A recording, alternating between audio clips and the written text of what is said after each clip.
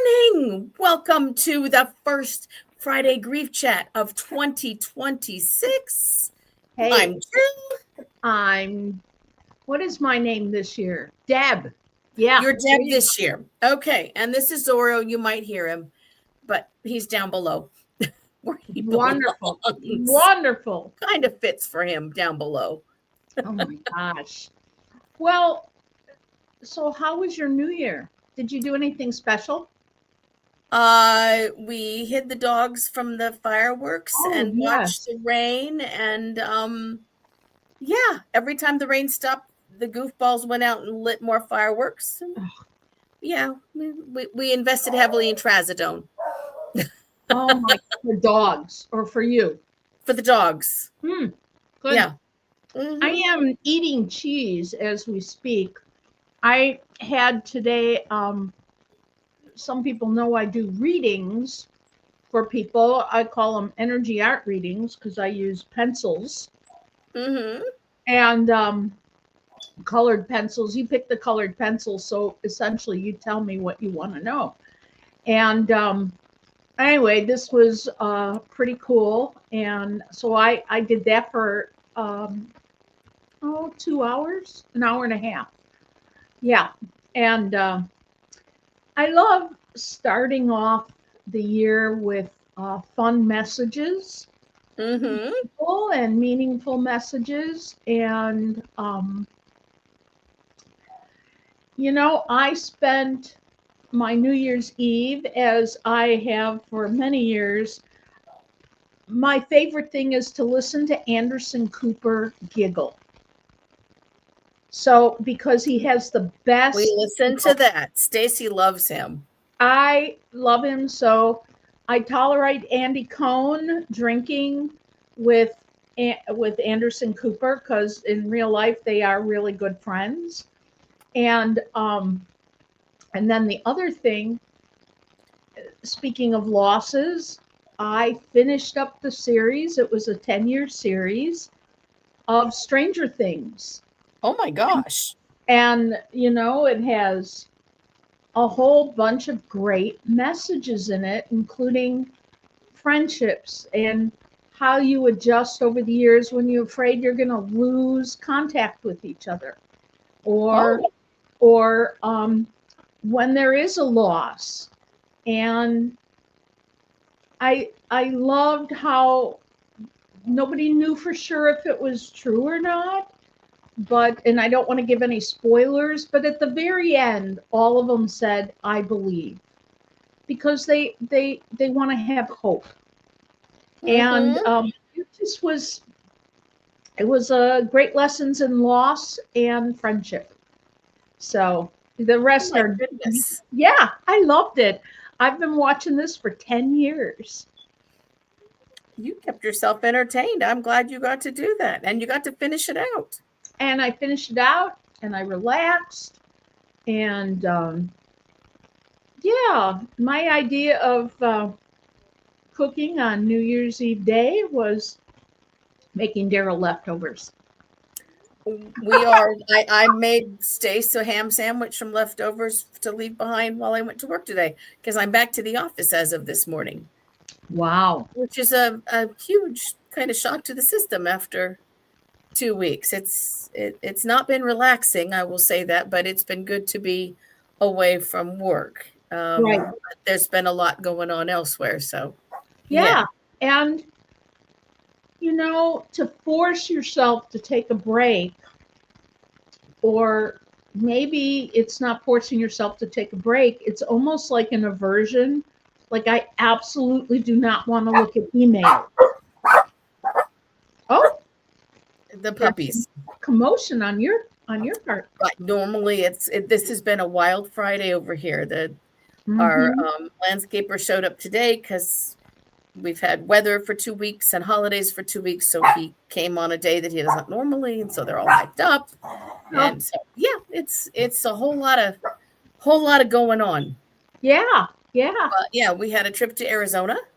Right. And that was nice. Got to hug grandchildren and see the desert. And now if you don't know Southern California, we get excited when it's green. because we know those of you in the Midwest and the East Coast, you're used to green.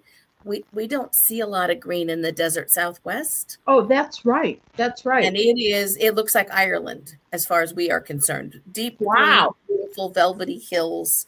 Wow. And we say, oh, look how beautiful it is. Oh, we're going to burn. But Oh, all one breath.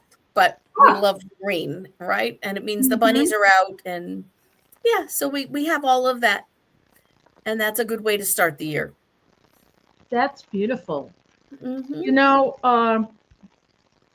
this was really a wonderful Christmas with all our kids, not together at the same time.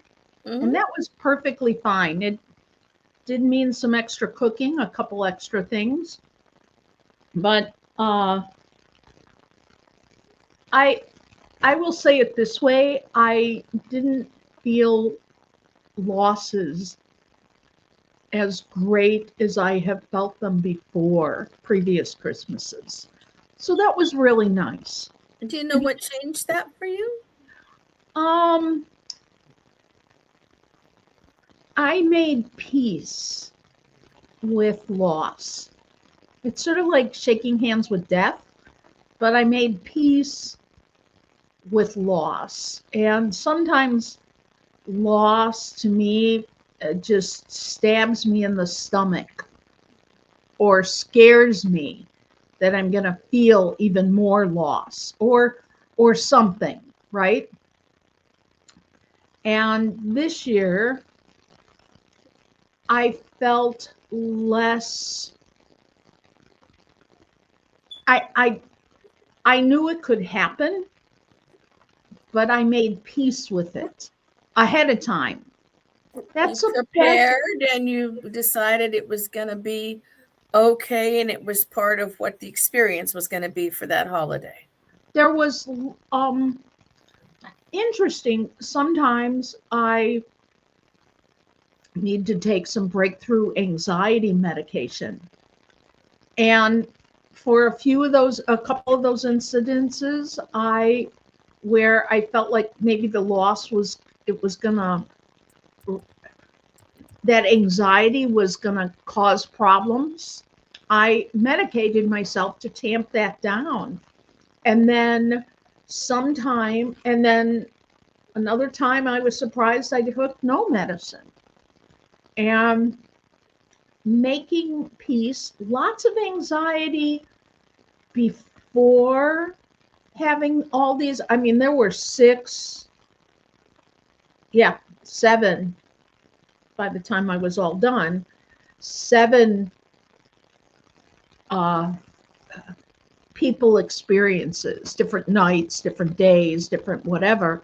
Oh, wow. And yeah, I had seven in 2 weeks. And wow, it felt good to I was present for all of them. My anxiety didn't stop me from being part of. Does that make sense? Am I It making absolutely does. You were able to stay present, stay focused, Mm-hmm. understand that there could be anxiety and you could manage it if it showed up, and understand that there might be feelings of loss if they showed up, but they didn't need to be overwhelming because you knew they were there. You know, exactly. And Does that sound like a therapist or what? you sound like a good therapist, actually. And I sound like a very, like I can speak clearly and enunciate as a client. You sound like you understand grief and loss and anxiety and I all of do. that stuff extremely well. I do. And let me recommend, not for people who are brand new, but for people that have traveled the path of sitting at the bedside while their loved one, whatever age, is dying. And it was really wonderful. It's on Netflix. It's called Goodbye June. and it has Helen Mirren in it. At first, Oh, that makes it good all by itself. I know. Um, I will. It's not really a spoiler alert. Helen Mirren is the person dying, and then all her family. So it's about family dynamics. Oh, It's about um, all, several ways, because there's the father, there's the three sisters, there's the brother, and all of that. And then there's the nurse that experiences her dying and then death in a special way. Yes, Ian, you make sure you have some Kleenex there. oh, Uh-huh. Yeah, you need Kleenex, Ian, all right. or a really solid handkerchief. There you go. And it was really cathartic, healthy, and it gives you I think anybody that watches it will see a little of them in a couple people. It sounds like it's a must watch It's and then a must recommend. it's a definitely a recommend. And yeah, and the same thing for the finale, the 2-hour finale for Stranger Things. Yes. I've And never watched that show. I've got people I see who have watched every episode. oh my gosh. And then I couldn't stop watching reels that had made food treats to go along with Stranger Things.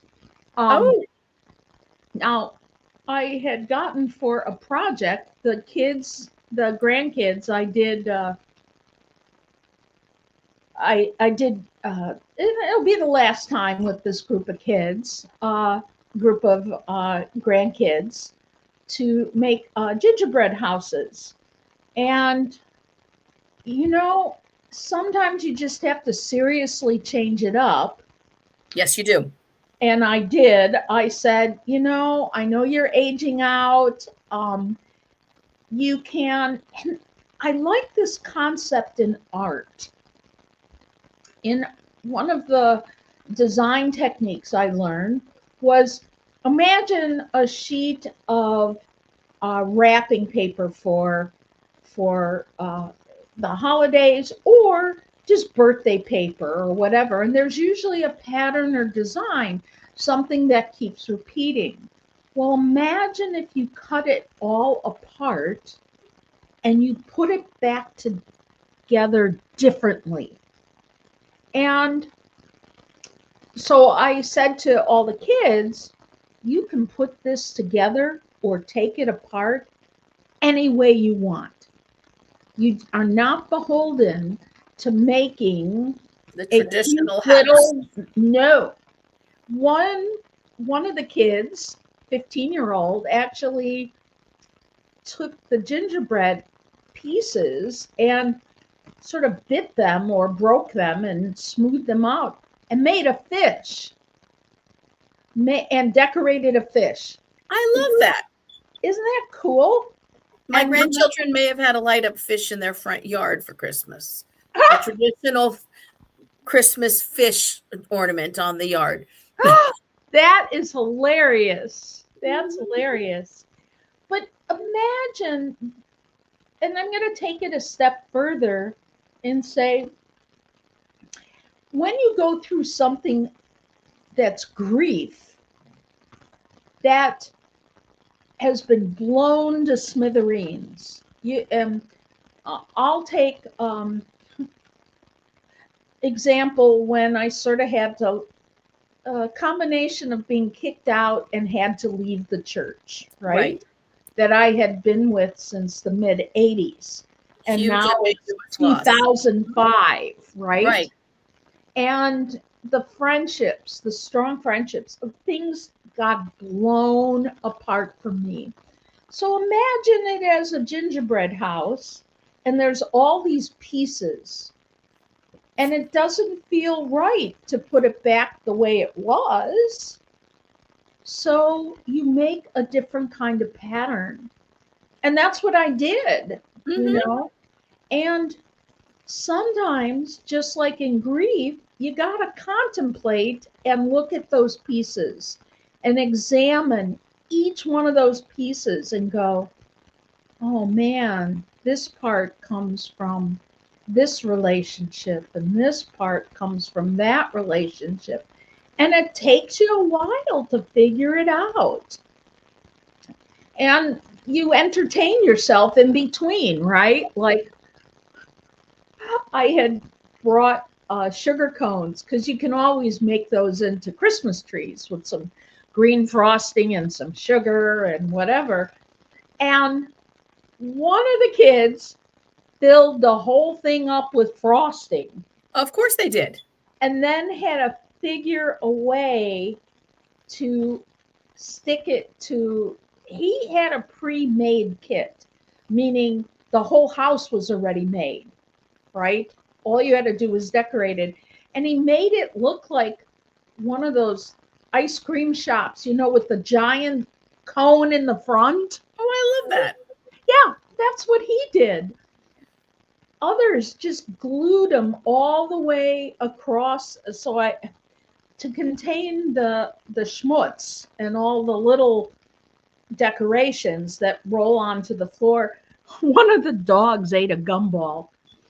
Oh my gosh. It was a big gumball. It was a big dog ate a teeny gumball. And anyway, so to contain everything, I gave them like little throwaway metal pans, right? And so they actually just glued all the pieces to the metal pans and sort of like long distance put these little marshmallow or something figurines along the inside, just glued them to a floor. It was sort of really interesting. They made it. They incorporated all of it. Yeah. They And, took all the pieces and made them part of the whole. you know, that's the thing, just like grief. With Mhm. all the little pieces, how do you make a whole? How do you even imagine feeling whole again when a giant cannonball has gone through your whole system and You look at it from a exploded? you look at it from a different perspective and eventually see that that whole is part of the new architecture. It exactly. And I don't know if anybody's ever watched what's the one with Sandra Bullock and Nicole Kidman, Practical Magic. And in Practical Magic, they want to bring back to life one of the dead people, right? Billy. Billy's his name. And in every movie where they bring someone back to life, guess what? It's never the same. Trouble ensues. So, anyway, that's grief. You can't bring back what you lost. You You can know what? just, yeah. I'm going to put up something that somebody just posted from Lovely Meadows, which fits with what you're talking about. Her brother and sister-in-law were married 2 weeks before Christmas, but dad died in May. So it was the first big family event for, after his loss. So instead of a wedding cake for their guests, they served fish bobber cakes to honor him because he was the fishing legend. With Oh, a picture of him sitting in a boat laughing and a bobber hanging from his cap. He provided memories, presents, smiles, and laughter. I love that. And that's how we incorporate the loss into events that come up and make them part of it and provide the laughter too, Exactly. because we have to be able to do that. You know, Usually at holiday time, whenever we're having people now, we don't do what we used to do. But when we do have Daryl's kids or mine, I always incorporate a piece of cutlery, like some knives and forks, or a bowl from the grandparents that becomes part of the table setting or serving. That's Yeah. what I did when we had our holiday party for the office, is I included some of the heritage pieces. I didn't necessarily tell people that's what they were, but clearly they were older than most of our staff. Yes. Yes. And then I used a lot of cultural foods to incorporate with that, right? Because you got to change it up a little. We Yeah. spend Christmas night traditionally with our former next door neighbors, who we still call the next doors, who owned the Uh-huh. house I now live in. Uh-huh. We switched that to the day after Christmas because we could now. Mm-hmm. And we didn't have my kids over but one, because they've all left the state now. Mm-hmm. But even at the day after Christmas, in that evening, we spent time laughing about old memories together and we catch up on current, but we also remember the fun times and laugh about the horrible songs we used to sing. And Oh God, yeah. right, because there's something called the Huron Carol that was near and dear to the moms, and it's got every flat note you could possibly imagine woven into one song, and it sounds like a funeral dirge, but it's not. And yeah, it's Mm-hmm. something. So yeah, and Ian, you're right. Food is always good for sensory memory, and so we nosh on the leftovers, and we Mm-hmm. hold things together, and we incorporate what the grandchildren who are now doing their PhDs are Yeah. up to. Yeah. Because there's nothing that makes you feel older than one of your next door neighbor's kids getting a PhD. Oh, I'll tell you what makes you feel older. When they have children. Oh When yeah, the neighbors' that's not kids far. have children. Yes. That I'm like, damn, I'm old. I want to give a shout out. It says Lovely Meadows. Her name is Amy, and she's a friend of mine. And her dad passed away this year, died. And they had a wedding recently. And I know they incorporated parts of her dad's memories and stuff in both the photographs and at the wedding party. I And love that. yeah, and so shout out to you, Amy. I think we should do a show this month on ways to remember folks, things we can do for people who've had a loss, Yes. things we can do to incorporate that. Folks, if you'd like to post some of your ideas, I know my sister Gail was or is here. She has one that we're going to borrow with her permission, without Mm-hmm. identifying who the recipient was.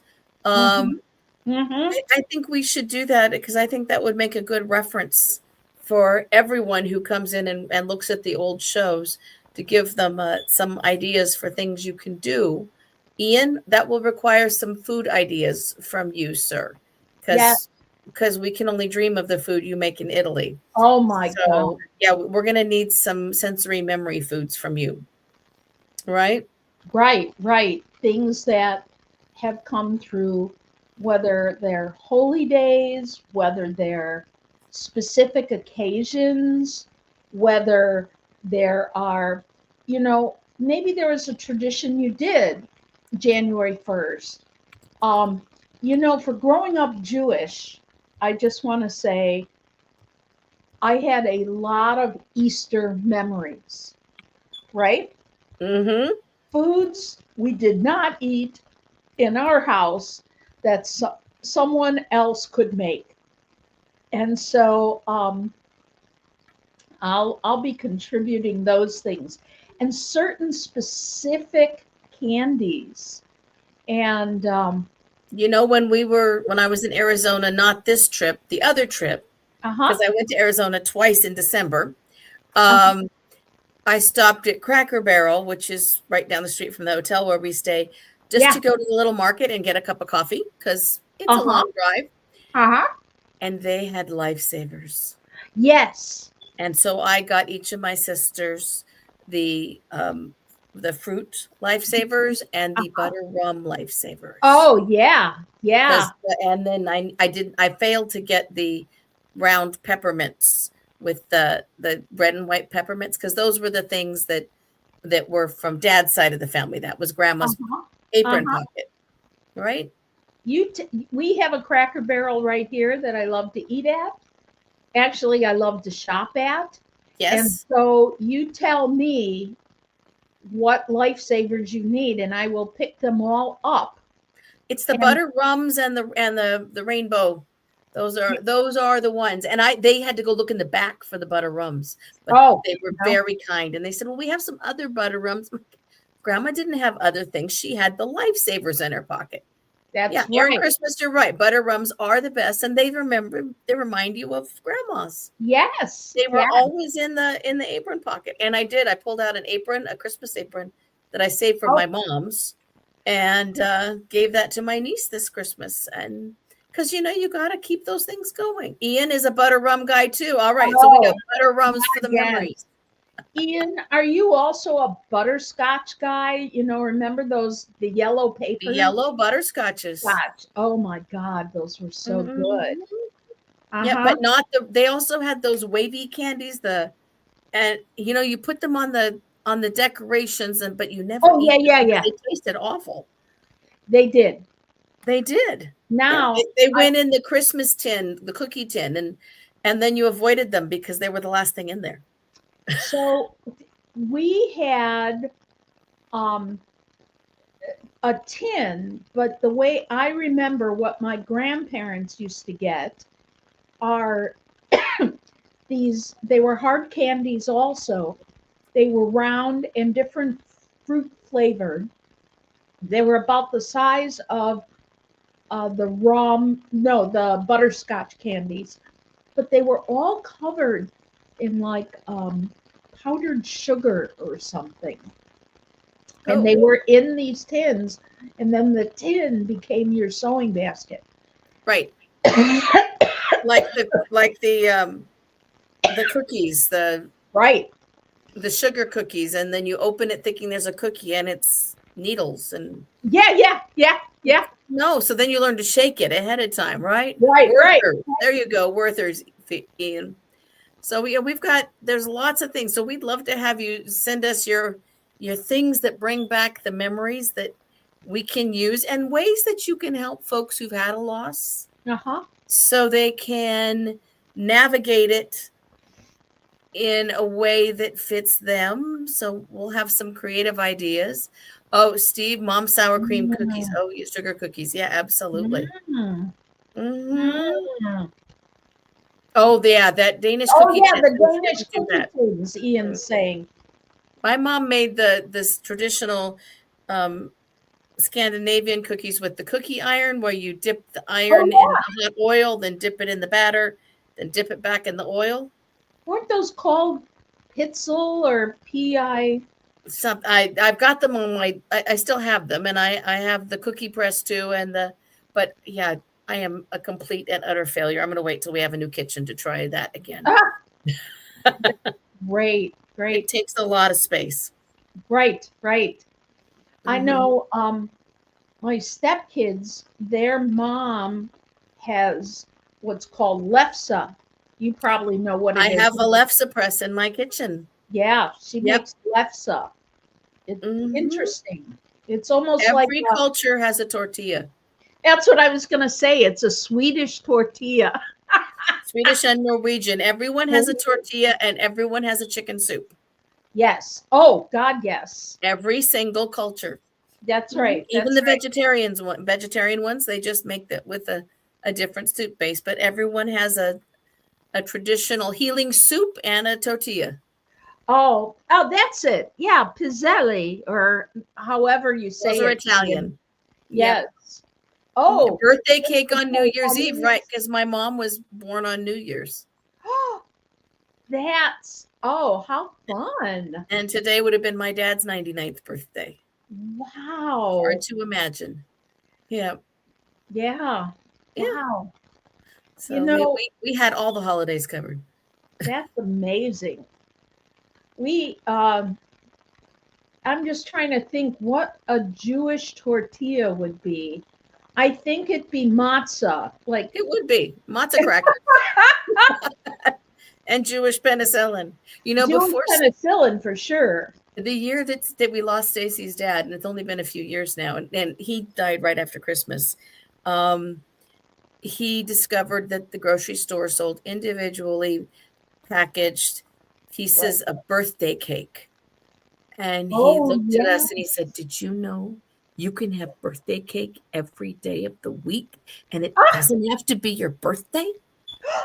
That is And we absolutely started buying individual pieces of birthday cake so he could have sprinkled birthday cake whenever he wanted.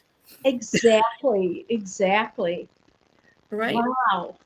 You know, it's Jill and I get into food. We can go. Can you tell? That's just one of the ways. And there's a lot of food that Jill and I can't eat, and or choose not to eat.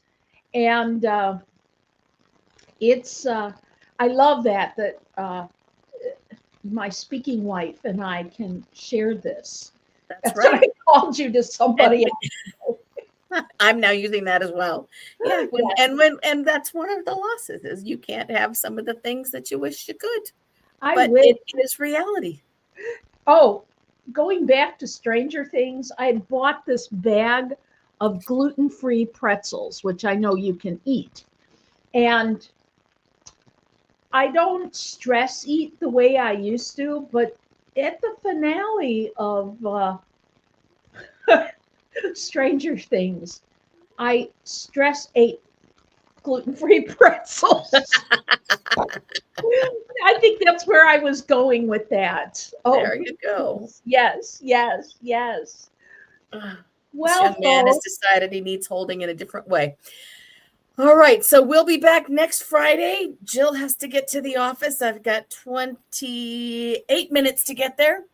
Yes. I'm hoping everyone else took today off so I can get there decently. And yes. Deb and I'll be back. Please send us your ideas for how to help folks after a loss, things that helped you, things that helped you approaching a loss. Yeah. That really honored it, but also brought it to reality and provided some support, some different ways you can do that. And of course, all the food ideas, and we will put it together. Maybe we'll make a put it together. All the memory foods. Yeah. All right. Ciao, everybody. Ciao, baby. Ciao. Bye. Adios.